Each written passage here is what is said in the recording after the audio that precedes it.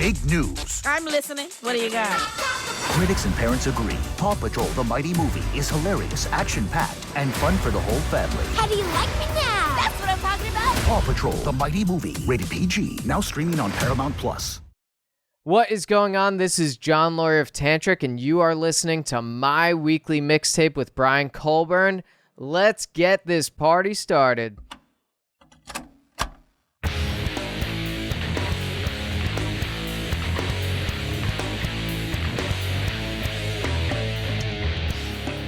Welcome to My Weekly Mixtape, a podcast that takes the classic mixtape approach to building a modern playlist. I'm your host, Brian Colburn. Joining me once again for tonight's collaboration is John Loree, drummer for Tantric.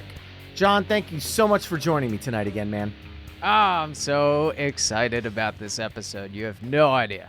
You were my guest earlier on episode 9, The Greatest Drummers of All Time. So I thought for a logical follow-up, let's talk about the drummers that we both consider underrated. Now, that right there is a loaded question, because if you really think about this, there's somebody on this earth, I haven't met them yet, but there's somebody who thinks Neil Peart from Rush is underrated in some facet. So the word underrated could really mean anything to anyone, so I'm very curious to see where this playlist kind of heads tonight. You know, I was thinking about the same thing, and then I was thinking, you know, with the last episode, we're talking about songs that, like, any drummer would definitely say, like, this is top, this is it, this is, you know, hot for teacher. If you're doing this sort of podcast topic of best drummers of all time, you almost feel like you have to say those songs. And for me personally, of course, like hot for teacher. But what about all these other drummers that are out there that influenced my drumming or influenced my career in some facet that nobody talks about? Or those drummers that get overshadowed by someone else in the band that might be the ripping guitar player or the ripping vocalist. And it's like, oh, well, then there's this guy. And it's like, no, but did you listen to this? Did you listen to this drum track? This is a crazy topic, so I'm very, very excited to talk about it. Well, let's not waste any more time and get right down to business. Tonight, as I mentioned earlier, John and I are curating an underrated drummers mixtape, and we're going to use that old cassette deck approach. John, as my special guest, will begin side A with his first song choice, and then I'll add a song that I feel best follows up his choice. We'll then flip-flop choosing songs until we've mapped out 10 songs for side A. We'll then give our mixtape a proverbial flip, and we'll map out side B, only this time I'll kick the side off with John choosing second. Our overall goal for this episode is to craft the best underrated drummers mixtape possible through only 20 songs. At the end of the show, you can take our conversation to the next level by visiting the episode page at myweeklymixtape.com to give our final mixtape a listen via the embedded playlist. And finally, if you like what you're hearing on the show, you can help me out by either telling a friend, leaving the show a 5-star review wherever you're tuning in, or becoming a Patreon mixtaper at patreon.com/myweeklymixtape. And a few of the Patreon mixtapers chimed in with drummers that they feel should be used to kick off an underrated drummers mixtape, and I want to give a shout out to a few of those. Ben from the Too Vague podcast chimed in with Alkaline Trio's Glenn Porter and the song Cringe. Jason Donchis chimed in with a few, Blackberry Smoke's Britt Turner, and Collective Soul's Johnny Robb, which he calls the Kings of Groove. And something you might be familiar with, he also added in Matt Tall of Days of the New and the original Tantric drummer, saying that these are massive grooves with tasty fills and a unique sound. Cactus Pete chimed in with Chad Smith of the Red Hot Chili Peppers. Now, he made our greatest drummers mixtape without giving away too many spoilers, but Cactus Pete is not sure that Chad Smith gets the recognition he deserves and thinks that when you listen to the Chickenfoot album, he was able to spread his wings musically more and have that bigger sound. So I think that's an interesting concept. Seeker went with Cram from the Aussie band Spiderbait, who also doubles as their lead singer. Sean Faust chimed in with Scott Travis of Judas Priest, saying the Painkiller album makes a very impressive announcement that he's the new drummer. And finally, David Lee Smith chimed in with Montrose's Denny Kermasi and Space Station Number 5. Now, John, with those picks out there to ponder over, I'm going to officially press the record button on our mixtape and pass the mic to you. Why don't you dive into the song that you chose to kick off Side A? Now, with all of those out there, I'm going to choose off of their album, All the Right Reasons, Nickelback's Follow You Home, Daniel Adair as the drummer. So everybody that hates Nickelback just stopped listening. But I will say this. For one, I really wanted to talk about him last podcast. Daniel Adair is the drummer that kicked it off for me as a drummer.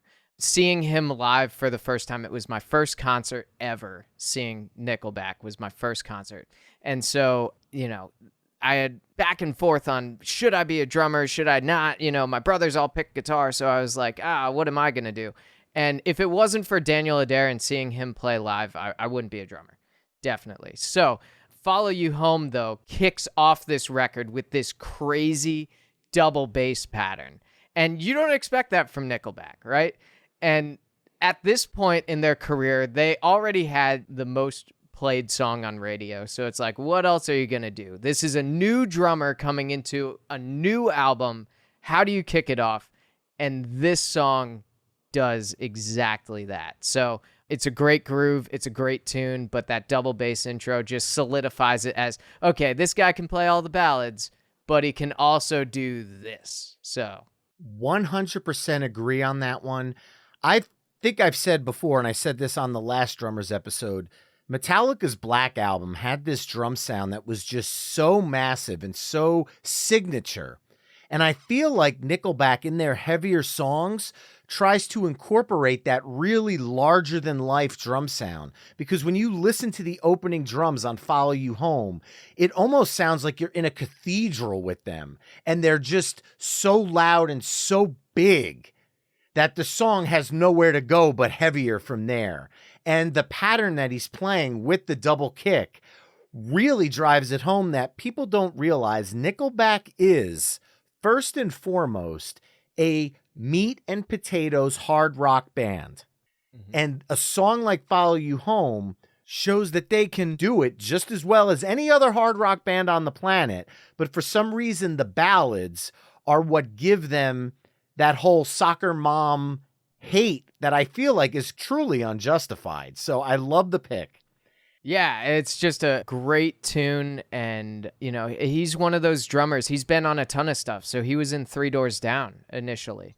So before Nickelback, he was in Three Doors Down, and he was all on most of those hits from their earlier records, other than the first album, which is Brad Arnold playing drums. But, Daniel Adair is just one of those prolific rock drummers that's been around since the early 2000s. And he just keeps showing it time after time on all the Nickelback records that he can hold back and play a groove, no problem, not play any drum fills, keep it simple, and then he'll let loose on tracks like this. And then shows like, okay, yeah, all right, this guy can actually play. Well, following that up, I want to go with a track 2 that stays heavy, but has a groove that is undeniable. From a drummer that has done so much, yet people don't talk about him as much as I think they truly should. And that drummer's name is Mike Bordin. And I am going to go to 1992's Angel Dust, Faith No More, Midlife Crisis.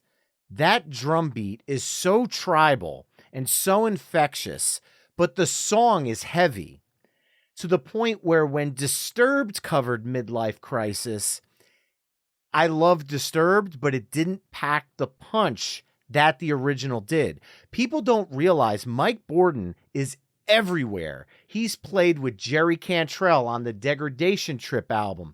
He played with Ozzy. He did the re-recordings of Blizzard of Oz and Diary of a Madman in 2002. He did the Undercovers album, Black Rain, Down to Earth. He toured with Ozzy for years. He's played with Korn. He's played with Primus. people don't talk about Mike Bordin enough. And Faith No More is such an underrated band overall. I know they sell out arenas, but people don't realize just how prolific this band is. And Mike Bordin is such a huge part of that. So I'm going to follow up Nickelback's Follow You Home with Faith No More's Midlife Crisis. Love it. That's a great pick. And Mike Bordin has been everywhere. Like, I was just, once you said his name, I immediately thought Ozzy re-records. And also, to that point, the Black Album sounds carry through into that song for sure. But the tribal drum beat is, undeniable. Well, where do you go from here? Underrated. And again, like I mentioned at the very beginning, there are these guys that get overshadowed by somebody else in the band. And I was thinking about this because we didn't talk about them last time. But I'm going with 5 Minutes Alone by Pantera, Vinnie Paul. That's my favorite Pantera track because of how heavy it is. Far Beyond Driven is, that's probably their heaviest record. So, one, I think Vinnie Paul is underrated because Dimebag Darrell is always the guy that got the spotlight. Vinnie Paul has been through a bunch of different things, even into bands like Hell Yeah. But he's always that guy that is the pocket groove guy. So he'll do these things that are super flashy and whatever. But if you listen to the very middle, the very breakdown of 5 Minutes Alone, it's just kick, snare, do, ba, do, ba, do, ba, do, ba, do, ba. It's like not this over the top part, but it's so heavy. And the way he played was just that massive drumming. So Vinnie Paul. Absolutely love it. I mean, he did some amazing stuff. You think about Damage Plan. You think about all the stuff he did with Hell Yeah. Hell Yeah's last album that they put out with songs like 333 and Oh My God, his drumming never lost a step. And it is such a bummer that he passed. I got to see the Pantera reunion project open for Metallica at MetLife Stadium. And I'll tell you, Charlie from Anthrax is holding it down with a lot of respect. And Charlie is literally one of the founders of the blast beat.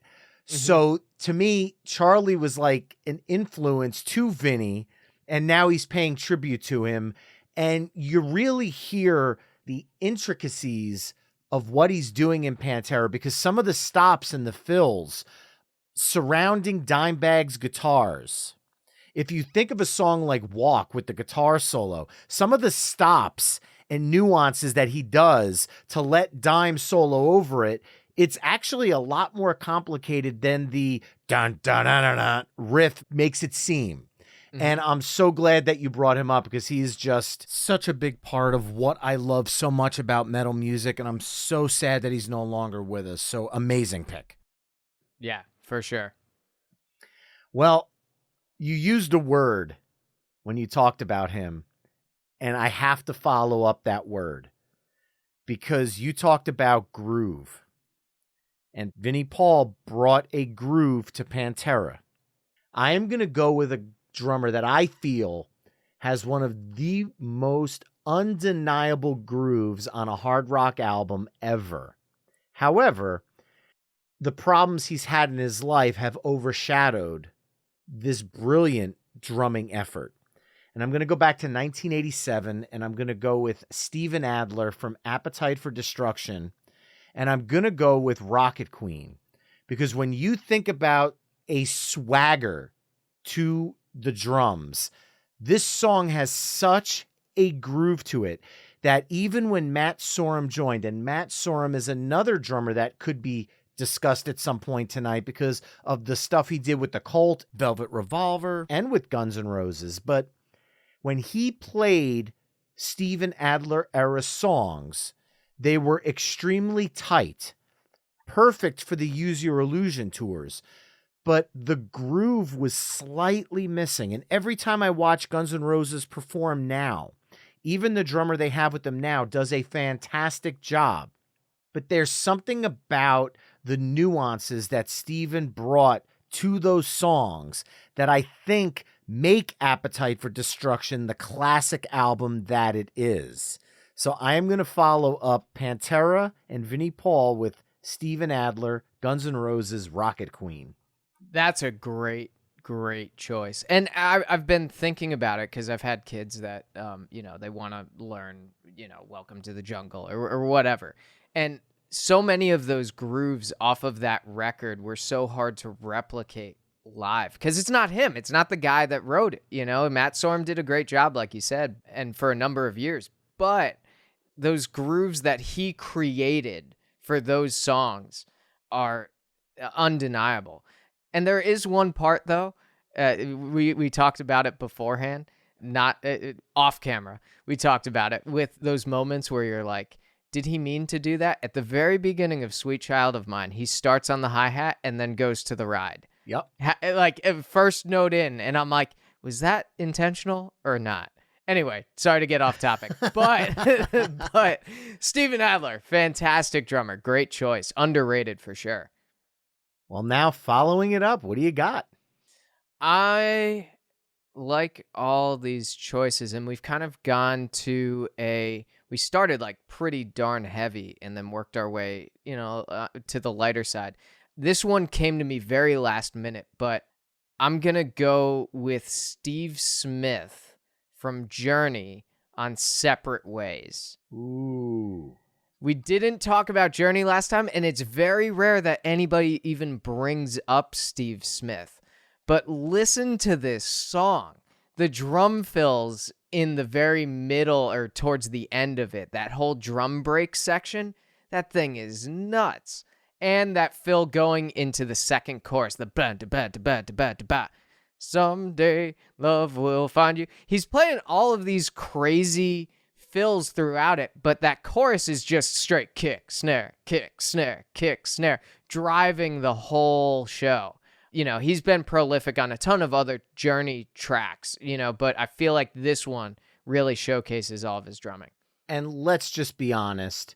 When people think Journey, they think of Steve Perry or Arnell's voice because that's kind of a signature.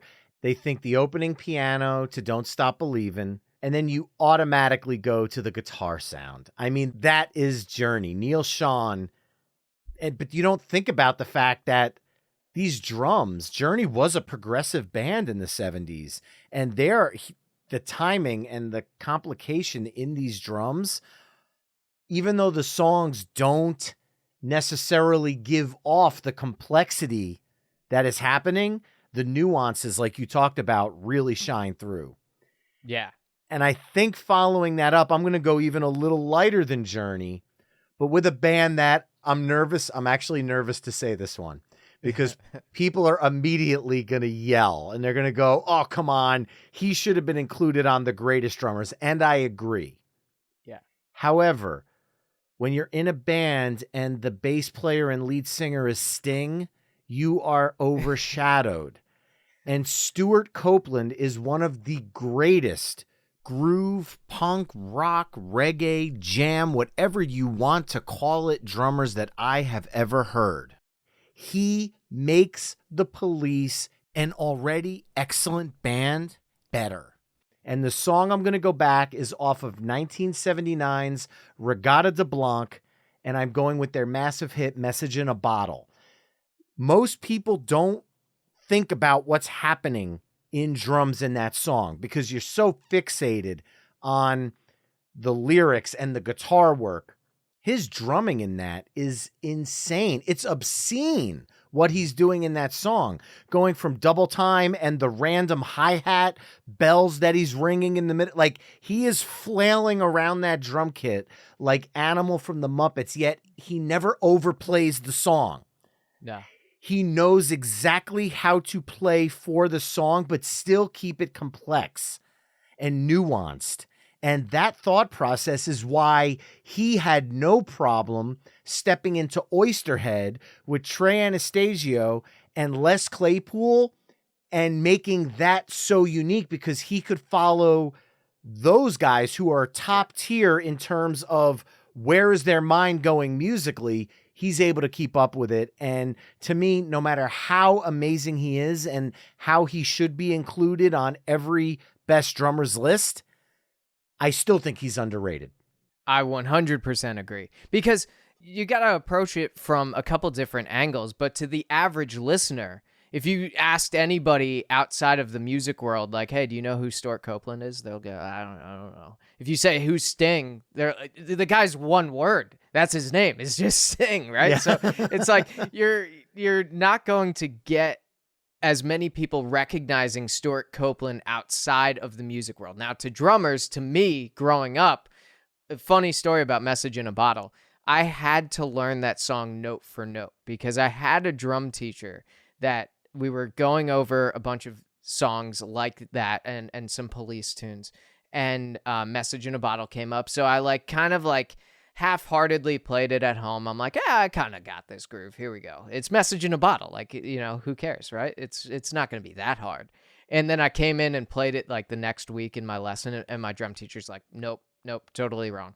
And I was like, what do you mean? I'm kind of doing it, right? And he's like, no, we're going to learn this thing note for note. And we did. And I didn't realize how much was going on in that song until I broke it apart.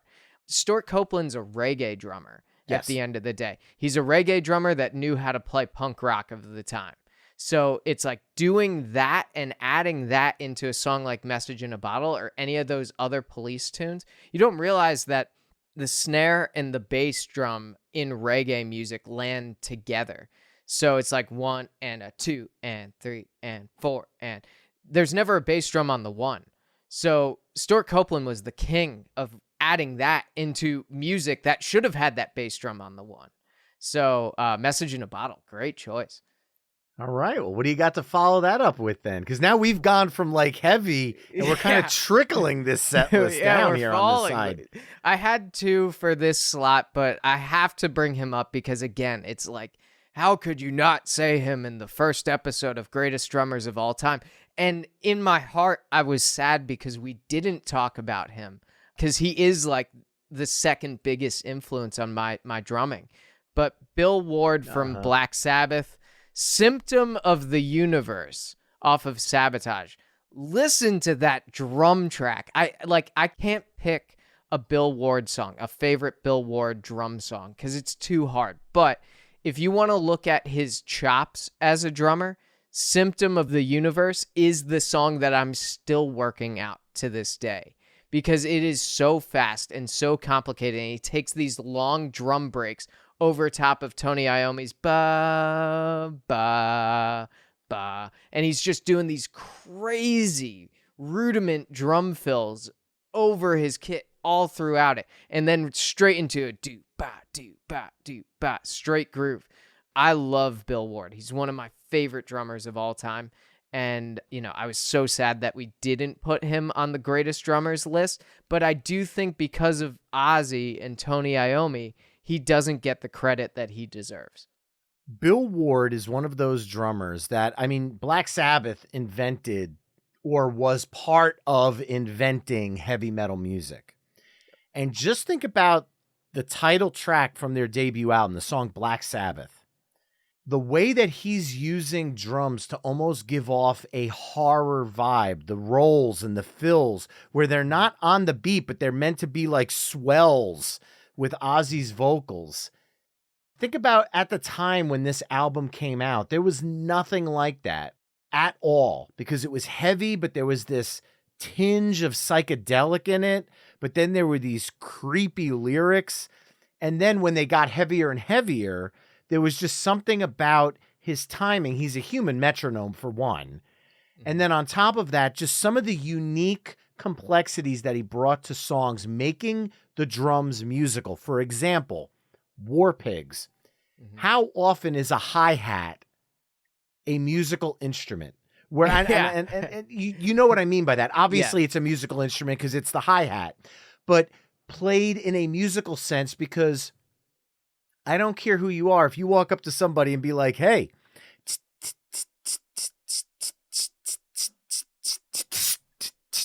people know what song you're talking about. Yes. That is how musical of a drummer he is. So I love the pick. And now coming out of Sabbath, I'm going to bring it up a couple decades. Sure. And I'm going to go with a band that, again, is hiding in the shadows of one of the best of all time. And I've mentioned the name before because Stuart Copeland sat behind Trey Anastasio and Les Claypool in Oysterhead. Tim Herb Alexander sat behind Les Claypool in Primus.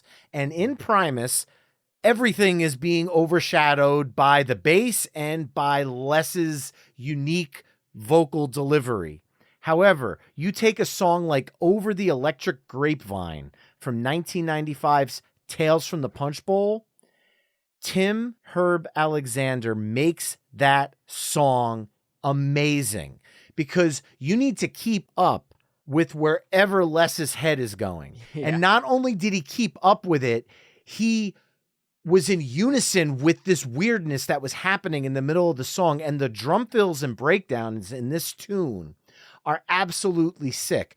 I could even go with the hit from that album, Winona's Big Brown Beaver, that was all over the radio. If you listen to the drums on that, it's a little more refined, but the fills complement the bass runs that Les is doing. So he always knew exactly where Les was and where he needed to be. And Over the Electric Grapevine, to me, is his shining moment of a drum track. And Primus obviously deserves some recognition because you're keeping up with Les Claypool. So Over the Electric Grapevine. That's a great choice. And I think Primus in general is so out there, even from a drummer standpoint. So to try to play that from my perspective is like, I'm not him at all.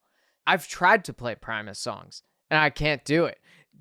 Also, to your point, how often is a instrument like a hi-hat, a musical instrument, the ride bell on tin tin tin tin tin tin tin tin banana, if you start that, on that ride cymbal back there, people are going to go, oh, that's Primus. It's just a great little nuance. But yeah, great choice. Love Primus. All right. You have one pick left for side A. So what do you got for it? All right. I was, again, going... It's been cool because we've kind of been like, back and forth. It's like a good old tennis match here. I want to pay homage to the guy that gave me a job, basically.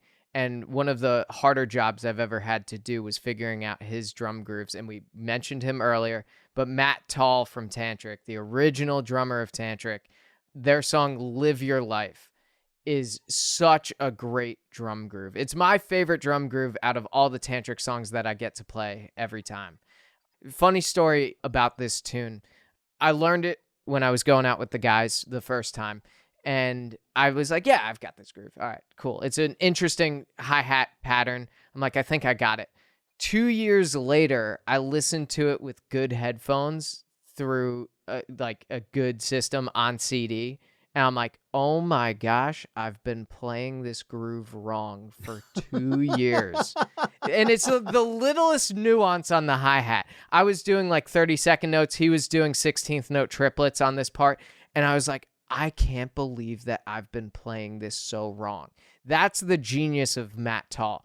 Hugo, my singer, he always said that Matt was one of those guys he was so out there and so eccentric. He's got so many funny stories about this guy, but he could never play the same thing twice. He was always this jam band style drummer, but the grooves and the things he created for these Tantric songs that I've had to learn off the first 2 records are my absolute favorite Tantric songs out there. It was jam band style stuff. It was out there playing verses on the ride, playing choruses on the hi-hat, having panned drums where usually we hear it drummer perspective. So we'll hear hi-hats in the left and we'll hear rides on the right. Tantric was flipped. So hi-hats were on the right, rides were on the left. It was crowd perspective. Just those little things about his drumming style and what he carved his sound as, I've really modeled a lot of this career being in Tantric off of Matt Tall. So I have to throw him in there. I have to give a lot of respect to that. Just like Patreon mixtaper Jason Donches said at the top of the hour, you also have to think about the stuff he did with Days of the New.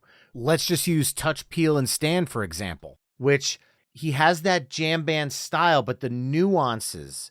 Because when you're playing in a band that's primarily acoustic driven, like Days of the New, you could easily overplay those songs and take them out of the element. but he knew how to fall into where it needed to be for those tracks and keep that sound really engaging, but not in a showboating kind of way. Just take the verse of Touch, Peel, and Stand, and that's my example here. And I feel like it's a perfect spot to put in here. And speaking to the guy that has to play them every night, I think it's amazing to hear that, because there's probably no other person on this earth that could speak better to the experience of what it's like to play these songs, because people are in the crowd expecting a certain vibe and you need to capture that. And there's got to be a challenge in that, I'm guessing. The biggest compliment that I ever get is the people that come up and go, dude, you sound exactly like the record. I don't want to sound like John Loree. Like, John Loree's got his own sound. You know, John Loree will put his own sound on whatever Tantric record comes in the future. But I want to do the job of the songs that these people all know from 20 years ago. They don't want to hear John Loree's interpretation. So I got to put a lot of credit to Matt Tall, because these songs have, one, they've made me a better drummer and a better performer and all of that, of course. But it's given me the job to do something justice that people grew up with. And to get that compliment, you know, every night of somebody saying like, dude, you really do those songs justice. That is like above. I don't want to hear John Loree's a great drummer. I want to hear John Loree's doing the right job. Amazing. And I also love the fact that you took the liberty and played double bass throughout the entire song of Breakdown, because that's unexpected, where it's just the entire time. It really create. No. Yeah. I wanted my artistic freedom on that. So I was like, oh, blast beats? Is that here's the song everybody knows, and you drop into a blast beat.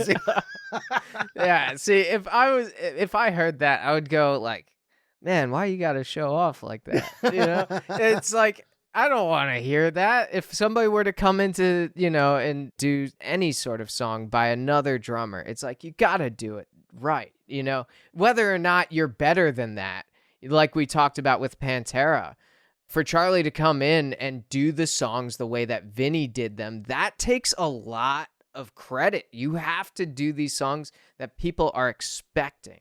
They expect it to sound a certain way, and you have to do that. Well, closing out side A, we've stayed on kind of the heavier rock side of the spectrum here. But because you went with Tantric, I feel like I have the perfect closer for this side. And it's a band that when you mention the name, I don't think this name comes up until maybe third or fourth in the band's notoriety rankings. Musicians and drummers will immediately say, yes, I know why you picked this. But the average music listener, when I say the band name, might raise an eyebrow. And the band is Alice in Chains, but I am going to go off of 1994's Jar of Flies with No Excuses. Following up Tantric, I don't think I can, with a good conscience, follow it up with a song like Them Bones or Man in the Box. But No Excuses checks off all the boxes that musically flows from Tantric into Alice in Chains, as well as kind of across this entire side of a mixtape that we've made here. But Sean Kinney's drums in that track, where it's, you know, it's so rhythmic that Jerry Cantrell's acoustic guitar, and then you have the two-part harmony that Alice in Chains is just known for. I mean, that is probably the number one thing people think about, is Lane and Jerry Cantrell's vocals harmonizing over each other. Yep. But you take any other type of beat and you put it into No Excuses, and that song's not a hit. Sean Kinney is definitely an underrated drummer, and that's what I'm going to go to close out side A. Love it. I had a Alice in Chains song on my list. I had Sean Kinney on the list. I had Wood, but that's just because I love that drum intro. And again, he was the type of drummer where he was busy enough, like you were talking about with that song specifically. It wasn't that he was just keeping a straight groove, but he was adding his flair into it, but it never overshadowed. It never took the spot of like, oh, you're just listening to Sean Kinney's band. You still were like, oh, Jerry Cantrell. You know, Lane Staley, you're thinking those two guys. But the background that he was able to provide for a lot of Alice in Chains songs, even to this day, he's like still crushing it. Yeah, Wood was also on my list, but I think coming out of Tantric, I just feel like from a musical standpoint, No Excuses has a little bit more of a vibe to kind of close out starting with Nickelback. I just felt like No Excuses was a better bookend on this instance, but Wood is an incredible song. Well, there you have it, folks. That concludes side A of our greatest underrated drummers mixtape, which consists of Nickelback, Follow You Home, Faith No More, Midlife Crisis, Pantera's 5 Minutes Alone, Guns N' Roses' Rocket Queen, Journey's Separate Ways, Worlds Apart, The Police, Message in a Bottle, Black Sabbath, Symptom of the Universe, Primus, Over the Electric Grapevine, Tantric, Live Your Life, and Alice in Chains, No Excuses. Head to myweeklymixtape.com to hear all the songs we've discussed in this mix through the playlist embedded on the episode page. Now, John, before we flip things over and start side B, it's been a pretty busy year over at the Tantric camp. And now Tantric is a part of Creed's Summer of '99 cruise, which is on sale right now. More importantly, have you ever played drums on a boat before? Yeah, I mean, first off, it's my first cruise that I've ever been on. Never been on a cruise my whole life. So to go, yeah, I know. It's like, oh, hey, where's John? We're supposed to be playing right now. Oh, he's over the side barfing. So, but no, I when I got this call, I said, no way. Like, first thing, Creed. We've played with Scott Stapp a bunch, and years ago when we were playing together, I approached Scott and I was like, hey man, this is a great package. It was us, Hinder, Drowning Pool, and Scott Stapp. And so I was like, we should do this more often. He's like, you know what? We should do this more often. I was like, all right. So then this Creed thing came up. I was like, I'd like to hope that I said something that was like, hey, Tantric's still here. But yeah, I am just beyond blessed to be a part of this. It's Creed, Three Doors Down, Vertical Horizon. It's just like a bunch of groups that I grew up listening to from the early 2000s. And I don't know, there's really no words. And then we got picked up for a second cruise. So right after those 5 days on that first cruise with Creed and Three Doors Down and us and everybody else, then we go 2 days off and we have to head to Orlando. And then we pick up the same cruise again, slightly different lineup. Daughtry's on it, and a couple other bands like Jimmy's Chicken Shack hops on. Nice. And so, yeah, so all of these bands are coming back, and it's like one big nostalgia trip. But I could not be more excited. And with that, we're hoping to bring a new record on the horizon and hoping to do some recording going into October and such. So it's like things are moving, things are happening. I couldn't be more happy. Awesome. Well, I'm going to give you one bit of advice. If you happen to have one of the sets that are outside on a cruise ship, you probably won't have an overhang. So my old hard rock band 20 years ago opened for Zakk Wylde's Black Label Society at the Stone Pony on the summer stage. And our drummer made the mistake of putting suntan lotion on his forehead before we went on. And in the middle of the first song, it leaked into his eyeballs. And he basically spent the whole song screaming. He kept the beat the whole time, so kudos to him for that. But that song was never more intense. He was hitting the drums like he wanted to murder them because his eyes were... So at the end of the song, a bottle of water flew over my head up to him. He caught it, poured the whole bottle of water over his face, looked at us and gave us the thumbs up and just said, go, keep going. So don't put any suntan lotion on above your cheeks. Yeah, that's it. That's it. I'll just burn from the top. Yeah, there you go. Oh my gosh, that's too funny. Well, I am looking forward to hearing more about this cruise. We'll let people know at the end of the episode where they can find out more. Now we're going to flip over to side B and kick off our underrated drummers mixtape. And when I think about classic drum songs, I've said a million times over on this show, I know I've beaten it to death, but the Cars self-titled album is my favorite album of all time. And when people think about the Cars, they think about Rick Ocasek, his vocals, his production, Benjamin Orr, his vocals, his bass playing, Greg Hawkes, the keyboards.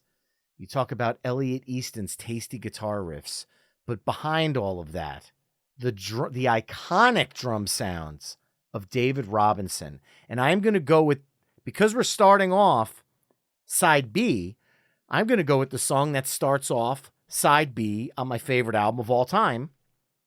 From 1978's The Cars, I'm going with the track You're All I've Got Tonight. Now, I've said this before on the show. The drums he plays on this song are absolutely thunderous. In the 1990s, for the Bullet with Butterfly Wings CD single, Smashing Pumpkins covered this song. And it introduced a lot of 90s kids to this song. They didn't know it was a Cars cover. As soon as I heard the drum beat, I'm like, oh my God, they're doing one of my favorite Cars songs. I respect Smashing Pumpkins version, but it will never be as heavy as the Cars because David Robinson's drum sound on that track is just another level. If you play it on a good stereo, the walls shake just from the drums. And that to me really says all I want to say about it. So starting off with a little bit more of a classic rock tinge here. David Robinson, the Cars, You're All I've Got Tonight. Yeah, David Robinson. I was going to say the Modern Lovers comes to mind as well. But, I mean, the Cars, yeah, again, you don't think about him at all. He's very much a background drummer. But thunderous for sure. And great choice to kick it off. I don't know. Because now you went with the classic rock thing, which is fine. That totally works. All right, I'm going to pick somebody that was on your show that I loved the episode for, and we talked about him previously off camera. But Huey Lewis in the News, you think about Huey Lewis. You don't think about anybody else. But Bill Gibson on one of my favorite songs ever is Couple Days Off. That is a great drum song. The only thing I want everybody to go and listen to is the very middle of the song with that drum fill. Ba ba do ba ba ba da ba do ba. The way they go into the solo section is fantastic. It's when I first heard it, I'm like, are you kidding? This is a Huey Lewis in the News song? Because everybody thinks about him as, well, nobody thinks about him. That's why he's on the underrated drummers playlist. But at the same time, it's like he had to do such a job of being the background character to a front man and being a part of the news. And then to do a track like this, when I first heard it, I was like, no way. If you're a fan of drummers, I highly recommend you go back and check out the Huey Lewis in the News episode with Bill Gibson. So many great stories, such a great guy, amazing drummer. I mean, he is, again, a human metronome, and the grooves that he brings to that band are undeniably underrated because the News isn't the News without Bill behind the kit. It's as simple as that. The thing that blew my mind about that episode with him was that Tell Me a Little Lie was like just a throwaway tune. Dude, I swear to God, I literally hung up the session with Bill and called my parents because that was one of their favorite songs with me as a kid. And I'm like, Dad, I got to break your heart here. Tell Me a Little Lie by Huey Lewis in the News was apparently a throwaway track. And he went, you got to be kidding me. We always talked about how this song wasn't a hit single. And apparently... wow. That's nuts. Anybody that hasn't listened to that episode, you have to go back. It is just a great episode overall for drummers and just, like you said, little tidbits of information. But that blew my mind. I was like, especially for a second song off a record, you're like, oh, well, they're just bringing out all the A material first, and then the B-sides are all the B-sides. I can't believe that was just a throwaway tune. Blew my mind. Same here. Well, following up Huey Lewis, all right, I'm going to go back a little bit. I'm going to stay in this kind of classic rock thing we got going here. And I'm going to go with a band that is basically God's gift to studio musicians. They are the ultimate studio musicians band. And I don't think people talk about the drums in this group enough because they're so busy talking about the other sums of the parts. But I'm going to go to Steely Dan and 1977's Asia. I'm going with the title track, Steve Gadd. I mean, to me, when you think about Steely Dan, they're the ultimate musicians band. They don't have a ton of songs where everybody's up singing and dancing. Like the people that I know that really love Steely Dan are either obsessed with music or musicians. They have, Ricky Don't Lose Your Number and some other songs that were big radio hits. But when you listen to the rest of their albums, it's a musician's cornucopia of just awesomeness. So I'm going with Asia. Nice. Great choice. And this is really interesting. First off, that drum solo in Asia is like the drum solo. Tons of drummers try to do that. And he'll talk about it in interviews and go, yeah, I mean, it's kind of like this, or like it's a little bit of that. And you're like, you don't know that note for note? Like all of us are trying to learn it note for note. And you're just up here like you're just improvising the whole thing. It's like, it's crazy. And he's a drummer that's been in a ton of stuff. Prolific studio drummer. Doesn't get enough recognition for sure. I'm going to do something maybe unprecedented. Maybe it's, maybe I shouldn't, but I'm going to do it anyway. Because off of Steely Dan's album Asia is another drummer that doesn't get enough recognition. In the drumming community, he doesn't get enough he gets enough recognition in the drumming community, I should say. In music as a whole, this guy has been in everything. He's one of my favorite drummers, Bernard Purdie, on Home at Last with the Purdie Shuffle.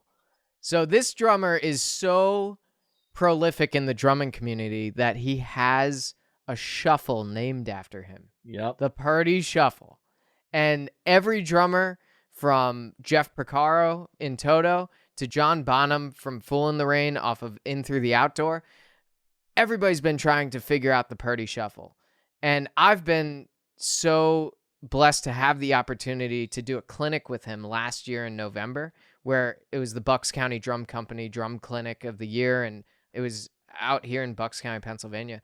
In this drum clinic, it was me, Kevin Sofera, who's a local guy to New Jersey and Pennsylvania, and Bernard Purdie doing this drum clinic. And to watch Bernard talk for an hour and play. He was playing and talking about how to do grooves and how to be just, it's the light touch on the drums. This guy is pushing like close to 90 now, and he's still playing with just as much funk and taste and groove. It's like, I wish that I could achieve that level of groove in my life. And then the coolest part was after he started his little clinic and I was done, and I'm like, oh man, like I wish I did better, because that's just what musicians do. We always are so hard on ourselves. And he got up there and he was playing, and he stopped for a second. He's like, that young guy, he was all right. And then he kept grooving. And I was like, oh, no way. And then later on, I went and said, Mr. Purdie, I just want to say, like, I am such a big fan of yours and everything that you've done. And he's like, you are good. Keep doing it. And I was like, to hear it from him, are you kidding? I could have died there, struck me down with lightning. I'd be fine and happy. But yeah, Bernard Purdie, Home at Last, Steely Dan. I first want to applaud you on the incredible way you were able to find a loophole in the we don't choose bands a second time, but this is about the drummer, not about the band. So yes. I applaud your loophole for that. Bravo. Obviously, the Purdie Shuffle, like, to me, I had a hard time between Asia and Home at Last because of that reason. But that drum solo in the middle of it was like, I think I'm going to go with that one. But you nailed it, and I love it. As long as I'm able to do that. We didn't talk about the rules. I make up the rules as I go along. We are fine. So following that up, you took a liberty. So I'm going to take a liberty.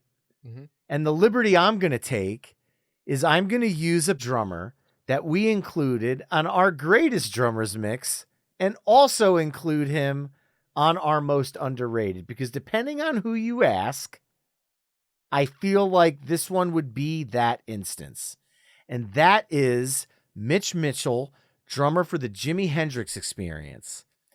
When you're behind Jimi Hendrix, who's the greatest guitarist of all time, arguably, you need to bring something unique and special to the table. But when people talk about Jimi Hendrix Experience, who are they talking about? Talking about Jimmy. It's talking about Jimmy. And he stayed in that kind of behind the spotlight at all times. But when you think about the grooves that he brought to the songs, he is the canvas that Jimmy was allowed to paint his musical wizardry over. And to me, that speaks to the fact that it's underrated. Because anytime you mention the Jimi Hendrix Experience, no one's going, oh, dude, Mitch Mitchell. They're not. And they should be, because without that iconic drum beat, Manic Depression is not the song that it is. I've seen bands cover this song. They don't capture the groove. They don't capture the uniqueness about the song. I did have the chance to catch the Experience Hendrix tour when Mitch Mitchell was still alive. I want to say it was back in 2007. And even with his health not being as good and him being up there in age, he still sat down on that kit, and it was just riding a bike for him. And he still had that magic to what he brought to the band. So you pulled a little bit of a loophole. I'm pulling one, even though he was featured on our greatest drum tracks mix, which I'm not going to say the song. I want you to go back and listen to the other episode. Yeah, go listen. I'm not going to say what song, but it's not the one I picked for tonight, which is Manic Depression. Manic Depression's a great track. And that, to your point, exactly what you were saying, he is so overshadowed by such a guitar monster. You know, that's Jimi Hendrix. It's always going to be Jimi Hendrix. But he was such a jazz drummer too, because there was no rock yet. They were inventing it at that time. So all of his fills were these like tasty jazz licks around a straight feel. And so it's really interesting to try to play those songs. And that's what us modern drummers miss out on, is most of us don't grow up starting off with jazz. We start off with rock. We start off with Motley Crue or whatever, all these straight feel bands to where it was already ironed out. But if you start off with jazz, like a guy like Mitch Mitchell, you're going to be playing that way in this straight feel context. And that's exactly what he did, and he did it perfectly. And I try to play those Jimi Hendrix songs. I don't have the feel for it. I didn't grow up with it, but he did, and that's what makes him such a prolific drummer. Well, we're kind of staying classic rock on this side, so now I'm curious to see where you go from here. I'm curious to see where I go too. And I have to go with him because, again, overshadowed by Guitar Monster. I'm going to go with Frank Beard from ZZ Top on the track Just Got Paid. Yes. I love ZZ Top. I think that they're one of the best blues bands of all time, one of the best Southern rock bands, one of the best rock bands of all time. And even in their age, they're still going. Frank Beard is still playing just as good as he did back then as he is now. The one thing he always had was that Texas blues swagger to how he played. Things were shuffled. Things were just bluesy. Even on Eliminator, when things started to get a little bit more straightforward MTV style, they were still able to maintain their bluesness about them. But he's always overshadowed because everybody thinks of Billy. Everybody thinks of him. So it's like Frank Beard is like just as big a drummer as Billy is a guitar player. And Just Got Paid is a drum-driven song. Make no mistake about it. I know the riff is what people think of, but if you just played a straight beat to that song, because Mastodon did a cover of Just Got Paid. Joe Bonamassa's done a cover of Just Got Paid, and they're all great, but they're not ZZ Tops, because there's this little bit of what he's doing with the brush on the snare on top in between the hits where it's, and again, I'm not a drummer, so I might totally make this sound, but he's hitting it on the 2 and 4, but he's also kind of dragging it on the 3s and the 1s and kind of giving it that groove that if you just play it on the 2s and 4s, you lose that feel, because the song is bluesy and heavy, but it also has a vibe to it. And I feel like those nuances are overlooked. Yeah, and that's what made him one of at least my favorite drummers, was all of those ghost notes and all of that additional material into these grooves. His hi-hat work on Just Got Paid is just something to look at. So if you're a drummer, you have to go and check out this track. If you haven't sat down and listened to it, you know, everybody thinks LaGrange and all these other bigger ZZ Top songs, but listen to Just Got Paid and you won't be disappointed. Couldn't agree more, and I think I know what I'm going to follow that up with. We're staying classic rock, it looks like, on this side, and I have to go with one that my parents own. My parents owned on 8-track when I was a kid. Love it. And this song was so long that on the 8-track, it faded out halfway through the song, and then the 8-track would flip to the next side, and it would play the rest of the song. And it always faded out during the song's drum solo. Now, when I mention this song, it's kind of a love or hate with this song. But I'm going to go with 1968 Iron Butterfly, In-A-Gadda-Da-Vida. Ron Bushy's drums on that song. The drum solo. I dabble with drums. I'm not great. I love sitting down and practicing and kind of getting a groove going and just having fun. I've played drums for friends to jam for a night just for the hell of it. I could keep a beat, but I'm not anywhere near that I would ever play in front of like people. But I could do it and goof off and have fun. The thing I always do when I'm warming up is the drum solo. The brum bum bum bum bum bum bum bum brum bum bum bum bum bum bum bum brum bum bum boom boom do do do do do do do. And it's this weird tribal drum solo in the middle of this psychedelic acid trip of a song, where halfway through the tribal beat, he starts adding the cymbal in where it's and then it goes into this psychedelic trippiness. So he changed timing a couple of times in this drum solo and somehow brought them back to the original opening of the song, which is 17 minutes after they originally started the song. The radio version is only 2 minutes. So you can't listen to the radio version because you're not getting the Ron Bushy experience. You need to listen to the full-length version, and that's the version I'm going to include on this playlist. But the timing changes. There was not, in 1968 and 1967, probably when they recorded this, they didn't have the tools we have now. There may have been metronomes involved, but a lot of these bands recorded these tracks live. And to be able to end at the same speed you started with 17 minutes earlier with timing changes is something that to me blew my mind as a kid. And as I got more and more into music and I got the CD of In-A-Gadda-Da-Vida where the drum solo never faded out, it blew my mind even more. So I have to give a shout out to this one, Iron Butterfly, In-A-Gadda-Da-Vida. Love it. This is that track that musicians or, people that know that there's a drum solo in that song, that's always the like, well, do you know how to play the In-A-Gadda-Da-Vida drum solo? You're not a true drummer yet unless you've played In-A-Gadda-Da-Vida the right way. You can't just play the 2-minute version. No. You got to play that full drum solo. And like you said, that is, it's overlooked because it's Iron Butterfly, and that's like the track. The radio version is what everybody heard. Everybody heard the 2-minute version. So then when you realize that there's a drum solo attached to this thing, you have to go back and listen to it. And he doesn't get enough credit, that's for sure. And I'll tell you right now, I miss drum solos in songs. I mean, jam bands will do it from now, every now and then. But think about the songs that you hear on classic rock radio. Frankenstein by Edgar Winter Group. Mm-hmm. Obviously, In-A-Gadda-Da-Vida, Radar Love by Golden Earring. Yes. All these songs had drum solos in it. The last time I heard a drum solo in a song that was popular was a cover of Golden Earring's Radar Love by White Lion, where they did the video and they included the drum solo in it.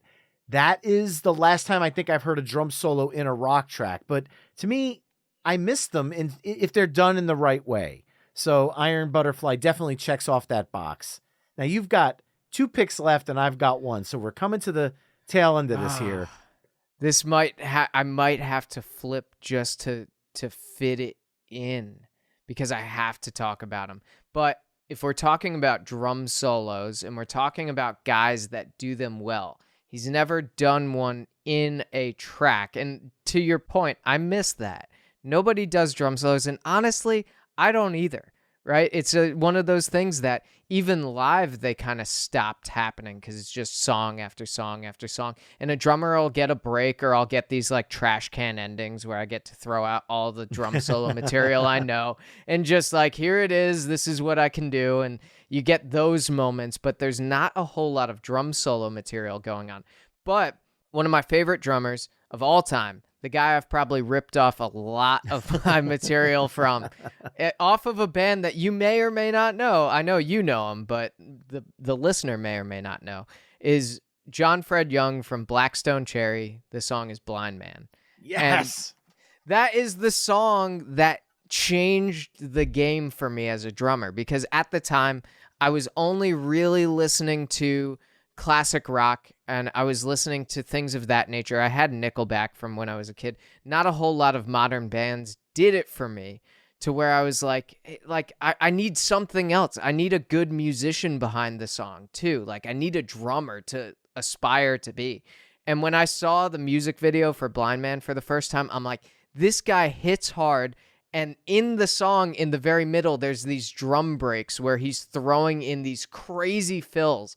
And I remember being a young little John Loree listening to this song going, how do I do that?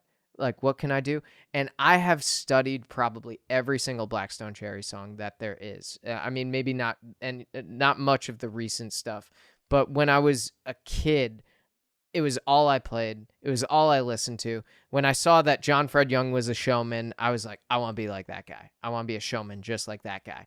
So I've ripped off probably so much of his career, but he was just that drummer that changed it all for me. So I have to bring him up. Absolutely love it. You scooped me on the band and the song, because that middle part, the like, I can't even do it with my mouth. The Muppets animal flailing that he's doing, but it fits so well leading into that guitar solo. It like amplifies it and it gets you psyched for the rest of the song. Criminally underrated. Blackstone Cherry is one of those bands that every time they put out an album, I buy it the day it comes out. Every song on it, I'm like, this is fantastic. I've got their live Blu-ray. I don't get how they haven't made the jump to a larger status, because every album they've put out has had at least 5 or 6 songs that I think could be smash radio hit singles. Yep. And I just don't feel like they've caught fire yet, but I know it's going to happen. It's just a matter of when. And they do. They're huge overseas. If you go to definitely. the UK, they're selling out stadiums over there. They're huge over there, because rock music is still really big over there. We're in America, where rock music isn't as big as it used to be. So harder to break out in that market. But their vocals, their harmonies, their musicianship, their live show, everything about this band is fantastic. And like you said, I still do it too. I buy the record the day it comes out and I listen to it all the way through, and I'll probably spin it for a month after it comes out and just play it till the album just stops playing. But it's just one of those bands that is so underrated as musicians. But John Fred Young as a drummer, every time I watch him play, I just go back home and start practicing again, because I'm like, I'm just not there yet. He's just got it, and I'm lucky and very fortunate to call him a friend and a mentor. And they're just a great band that I just keep praying that they'll get that top hit. They did have a top country hit that was picked up by Florida Georgia Line. Yep. So at least they had that. At least the song got out there. It's not the Florida Georgia Line song. Their version is not as good as the Blackstone Cherry version by any means. Nope. If you don't know Stay by Blackstone Cherry, you have to listen to their version, not the Florida Georgia Line version. But at least their song got out there to the masses. Which is why I feel like they just need it for them, because yes, I mean, really, Stay was everywhere in Florida. I'm like, why isn't because back in the 90s, there was an instance where I Swear was a big hit for John Michael Montgomery, and then like within 6 months, All for One did an R&B version, and they were both hits. How the hell did Blackstone Cherry's version not explode at the same time? It forever baffles me. Yep. So they have a touch of Southern rock to them. So for my last song, I am going to go back to classic rock, but I'm going to touch on the Southern rock that Blackstone Cherry brings to their music. And I'm also going to go back and give another shout out to Patreon playlister Seeker, because he chimed in with Cram from the Aussie band Spiderbait, because he doubles as the lead singer. Now that's happened before in bands, and I feel like I want to include a singing drummer, because to me that is 2 parts of the brain working simultaneously to be able to keep a beat and keep your notes, keep on pitch. To me, that is underrated in and of itself, but I'm going to go with the one that I feel did it better than anyone else. And I'm sure somebody can come up with an argument, but I feel like one of the best to ever do it. I'll just say that. So I don't say the greatest, but I'll say one of. And I'm going to go with Levon Helm from the band. And I'm going to go with 1969 self-titled album, Up on Cripple Creek. Again, this is a swampy New Orleans rock tune. Mm-hmm. The groove on it is so funky and so jazzy, but there's this rock element to it. And as he's doing it, he's singing the damn song at the same time. Yeah. Like, I can't stress enough. You've got your arms and feet independently moving, and you're singing. I've seen a lot of drummers sing harmonies where they'll go in and do a couple of lines here and there. But to take the entire vocal melody behind the kit and pull it off as flawlessly as he did is something that I'll never forget. And one of my favorite concert experiences of my life was going to the Levon Helm tribute at the then Izod Center in New Jersey. And we got to watch band after band pay tribute to Levon Helm. And it was just such an amazing night of music. And Up on Cripple Creek, to me, is just a signature band. So I could have went with The Weight. I could have went with, but I'm thinking drums more than the entire song. But Up on Cripple Creek's drums are just perfect. So that's my last song of the night. I love it because that is one of the hardest things. I try the harmony thing for Tantric, and I can only do so much. That is a hard thing to sing. And his voice, too, being so soulful as it was, maybe one could argue it's not like this technically proficient. He's not hitting like all these runs and notes and whatever. But to do it and to do it so well, very hard thing to do. And I love Up on Cripple Creek. You can't help but sing along to that tune as well. So great choice. I'm pulling an Audible actually. Oh, because, really? I have so many in the bank. That's what still makes this hard. Because we thought like the greatest drummers of all time was hard. Doing this and having to get underrated drummers, it's still, I've got like, I don't know, 20 more on my list that I could pull from. And so it's still such a challenge for me to actually, choose the last one. But you said singing drummer, and so I want to keep it with that. He is highly underrated. But Don Brewer from Grand Funk Railroad, We're an American Band, I feel like that caps it off. That is one of the best drum intros out there. Another one of those things that if you start playing that do-ba, do-ba, you don't even have to do the cool stuff yet. You just have to play that cowbell with that groove, and everybody knows right away what that is. The single pedal style, that's one of those things that once I learned that John Bonham and John Fred Young and Don Brewer were all single pedal guys, I threw away my double bass. I'm like, I don't need that. I'm like, I just need to do single pedal. So that was one of those songs that for me growing up, I'm like, all right, I gotta go faster. Not there yet. All right, next time. So yeah, We're an American Band, and he's singing the whole thing. So it's like, come on. And it's also strangely poetic that you closed with that. And I'll give you a reason why. The Greatest Drummers episode, you closed, and I'm not going to say what song, but you closed with the Beatles. And Grand Funk Railroad, one of their biggest claims to fame, was selling out their appearance at Shea Stadium in New York City faster than the Beatles. And why, you may ask? It's the talent of Mark, Don, and Mel, and I absolutely applaud the pick. A perfect poetic ending to our side B of Greatest Underrated Drummers Mixtape, which consists of The Cars, You're All I've Got Tonight, Huey Lewis in the News, Couple Days Off, Steely Dan's Asia, Steely Dan's Home at Last, We Allowed It, Jimi Hendrix Experience's Manic Depression, ZZ Top, Just Got Paid, Iron Butterflies, Inagata Devita, Blackstone Cherry's Blind Man, the band's Up on Cripple Creek, and Grand Funk Railroad's We're an American Band. Head over to myweeklymixtape.com to hear all the songs we've discussed in this mix through the playlist embedded on the episode page. Now, John, we talked about the Summer of 99 cruise. Why don't you tell people a little bit more about how they can learn more about that, how they can get tickets, how they can come hang, and anything else that's going on in the Tantric camp that you want to talk about, and how they can get in touch with you.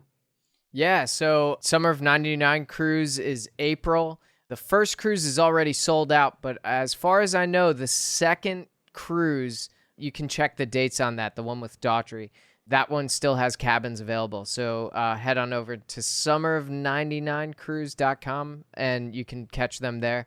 And then on top of that, Tantric's got dates all over the place. So we're touring through October. We're doing a lot of Northeast stuff. So if anybody's in the area, come on out.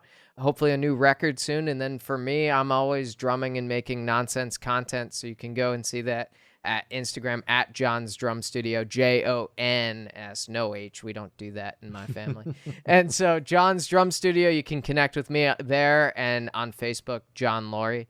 And yeah, that's about it. I got a lot going on this year, but I'm very, very blessed and very stoked. Well, I am very, very thankful that you took time out of your crazy schedule to join me again tonight. It's always a pleasure talking music with you. Thank you so much for joining me again on My Weekly Mixtape. Thanks, Brian. Appreciate it. Remember, mixtapers, you can find My Weekly Mixtape on all the social media haunts at My Weekly Mixtape. You can also head to myweeklymixtape.com to check out the full catalog of My Weekly Mixtape episodes. If you like what you're hearing on the show, let me just scroll back. I'm sorry about that. Mm-hmm. If you like what you're hearing on the show, you can help me out by either telling a friend, leaving the show a 5-star review wherever you're tuning in, or by becoming a Patreon mixtaper at patreon.com/My Weekly Mixtape. That's all for this week. Thanks again for listening, and until next time, enjoy the tunes.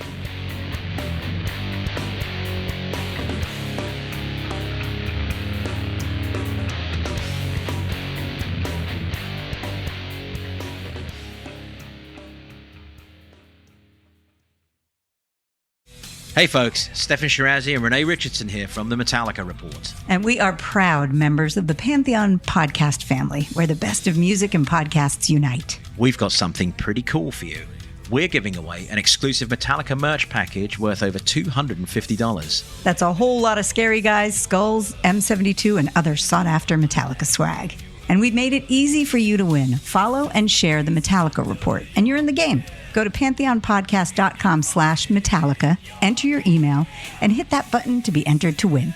And just like that, you're eligible for our monthly exclusive Metallica merch package. And guess what, rockers? You can enter every month, so just do it. And while we love our global brothers and sisters, the lawyers won't let us ship outside the U.S.